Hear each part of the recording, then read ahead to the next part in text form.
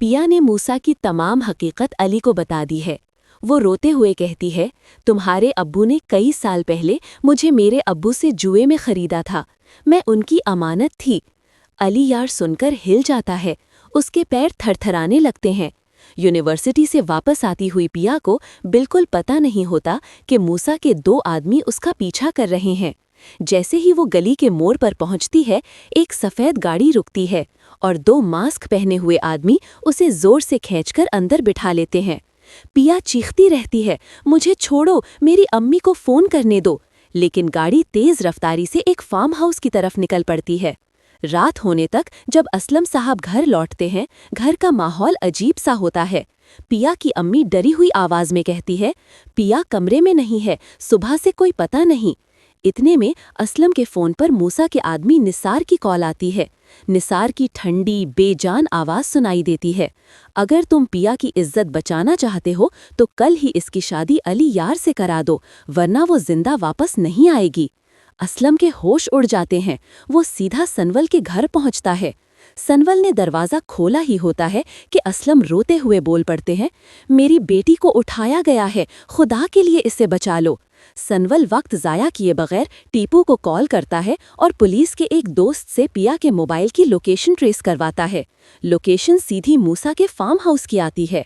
सनवल अपनी गाड़ी full speed में चलाकर फार्म हाउस पहुंचता है। रास्ते में अली यार मिल जाता है। सनवल उसका कॉलर पकड़कर कहता है, तुम्हारे अब्बू ने पिया को अगवा करवाया है। अगर तुम मर्दों में ज़रा सा भी ज़मीर बचा है तो मेरे साथ चलो। अली यार की आंखों में गुस्सा भी होता है और शर्म भी। वो बिना कुछ बोले सनवल की गाड़ी में बैठ जाता है। फार्म हाउस के बाहर पहुंचते ही सनवल अपने हीरो स्टाइल में दरवाज़ा तोड़कर अंदर घुसता है। अंधेरे सन्नाटे में बस पिया की हल्की सी रोते हुई आवाज़ आती है। वो एक कमरे में रस्सी से बंधी होती है। सनवल फौरन रस्सी काटकर पिया को अपने से चिपका लेता है। पिया रोते हुए कहती है, सनवल मुझे यहाँ से ले चलो, मैं डर रही हूँ। तभी पीछे से निसार आ जाता है। बंदूक सनवल के सर पर रखकर कहता है, पिया को लेकर गए तो तुम्हारी जान तो क्या, तुम्हारी सांसें भी नहीं बचेंगी। जैसे ही निसार ट्रिगर दबाने लगता है, दरवाज़ा फट से खुलता है। असलम साहब पुलिस को लेकर अंदर आ जाते हैं। पुलिस निसार और उसके आदमियों को पकड़कर नीचे गिरा देती है। सब फार्म हाउस से बाहर आते हैं।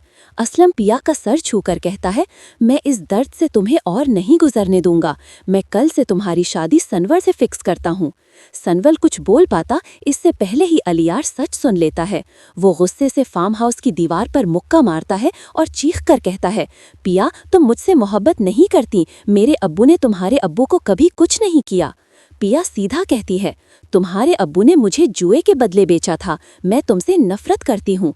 अली यार का दिल टूट जाता है। घर जाकर मूसा को सच बताता है, अगर पिया मुझे ना मिली तो मैं अपनी जान ले लूँगा। मूसा शौक में पड़ जाता है, लेकिन उसका जहनी दिमाग फिर भी चल रहा होता है। अगली सुबह सनवल और पिया गाड़ी में घर वापस आ रहे होते हैं। तभी मूसा के 2 आदमी उनकी गाड़ी का पीछा करते हैं और चलती गाड़ी पर गोली चला देते हैं।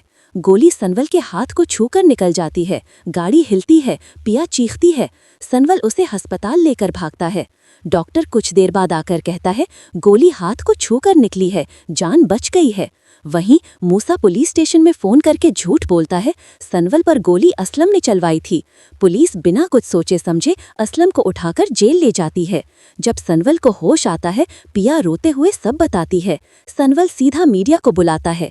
कैमरे के सामने कहता है, मेरे ऊपर गोली असलम ने नहीं चलवाई, ये सब मूसा के आदमी थे। पुलिस फौरन फार्म हाउस, दफ्तर और बस्ती में छापे मारती है। मूसा को पकड़कर हथकड़ी लगाई जाती है। अदालत इसे जान लेने की कोशिश और झूठी गवाही देने के जुर्म में 10 साल की सज़ा सुनाती है।